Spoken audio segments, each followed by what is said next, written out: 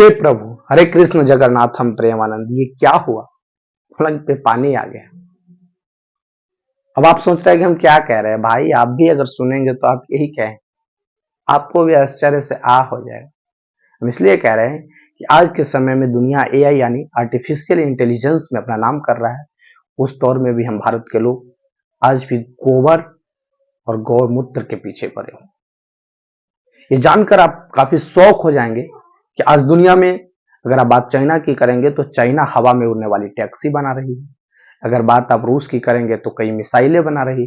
अगर बात अमेरिका की करेंगे तो अंतरिक्ष में जाने वाले रास्ता तैयार कर रहे हैं। अगर बात आप साउथ कोरिया की करेंगे तो इलेक्ट्रॉनिक्स की दुनिया में धमाल मचा रहे हैं। अगर आप बात जर्मनी की करेंगे तो फ्री शिक्षा के लिए जाना जा रहा है, तो कोई फ्री दवाई के लिए जाना जा रहा है। अब दुनिया कहां से कहां चली गई और हम भारत के लोग आज भी उसी गौमूत्र और गोबर में फंसे। हम ऐसा इसलिए कह रहे हैं कि दिल्ली यूनिवर्सिटी की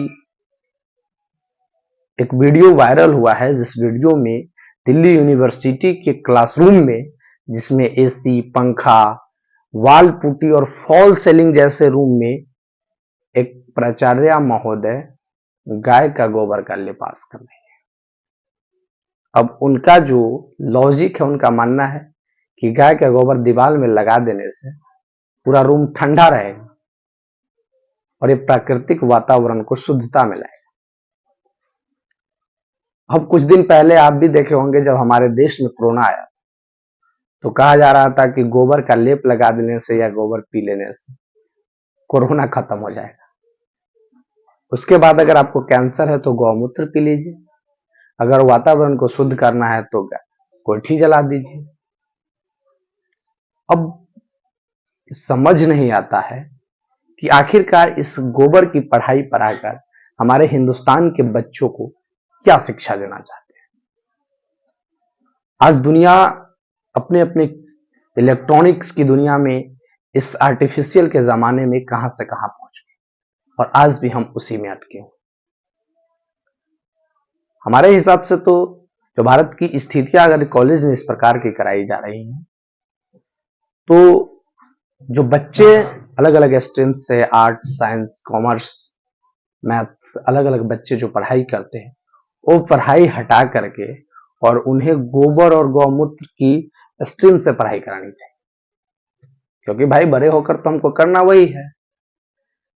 कलश शोभा यात्रा में बच्चियों को ले जाना है, जो नौजवान लड़के हैं उन्हें मस्जिद पर चढ़ा के हिंदुत्व का झंडा गाड़ना है, गौ का रक्षा करना है, गौमूत्र और गौधारा के विचारधारा को बढ़ाना है, हिंदू मुसलमान करना है। यानी भारत में पर डे समझ में नहीं आता है कि जो हमारे देश में शासित में जो पार्टियां हैं, भाजपा, वो क्या चाह रहे हैं। हिंदू मुसलमान करके पूरे देश को नाश करना चाह रही है। क्या हमारे बच्चे, जब पूरी दुनिया ऐसी जैसे बड़े बड़े टेक्नोलॉजी को बेचकर पैसा कमा रही होगी, तब हम माथा पे गोबर रख के हमारे बच्चे घूमेंगे कि हमारा इस गोबर से बीमारियां ठीक होगी, इस गोबर से वातावरण को शुद्ध किया जाएगा, ठंडक पहुंचाएगा। है लक्ष्मीबाई कॉलेज की प्राचार्य प्रत्युषा महोदया, आप तो पढ़ी लिखी है, आपको तो इतना समझ होना चाहिए।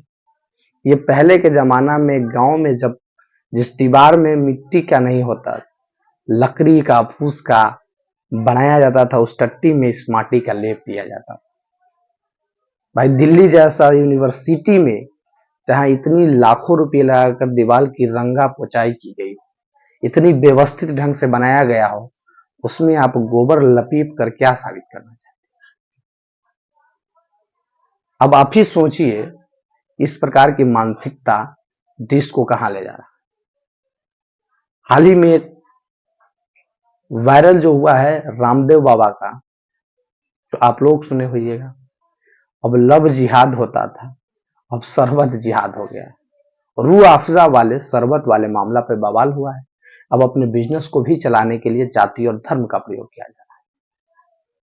कॉलेज की पढ़ाई में इस तरीके का काम किया जा रहा है।